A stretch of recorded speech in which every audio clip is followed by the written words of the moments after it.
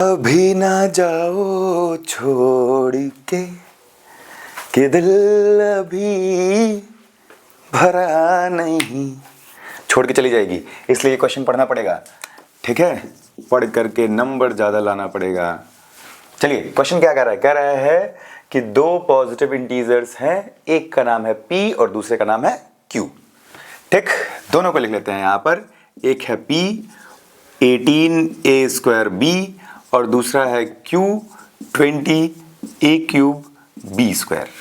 ठीक, कह रहा है कि p और q जो है इन दोनों का आपको क्या निकालना है, LCM निकालना है, ये निकालना है।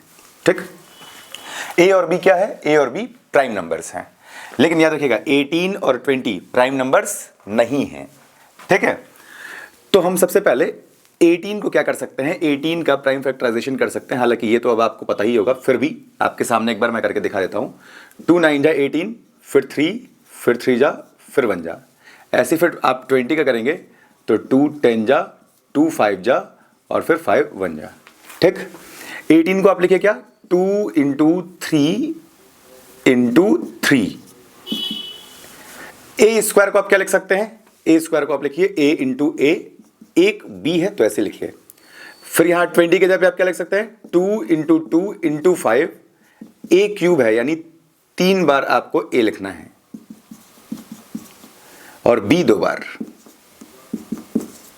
ठीक, और मैंने साफ बोला है कि LCM का मतलब कि जो कॉमन है उसको एक बार, जो कॉमन है और कोई कॉमन है नहीं, ये भी कॉमन नहीं है, ये भी कॉमन नहीं है, a कॉमन है इसको भी एक बार, ये a कॉमन है इसको भी एक बार, b कॉमन है एक बार इसको भी।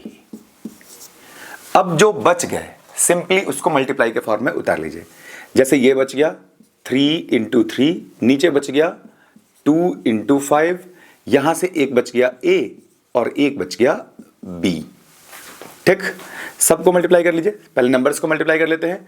2 5 जा 10, 10 3 जा 30, 33 जा 90 और 92 जा 180। ठीक, एक a 2 2 2 और एक 3 यानी a पर पावर 3, b एक है 2 है यानी b पर पावर 2।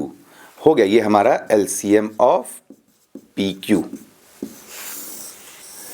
याद रखिएगा, इस तरीके के क्वेश्चन आपके बोर्ड एग्जाम्स में आते रहते हैं, चाहे आप किसी भी बोर्ड से हों।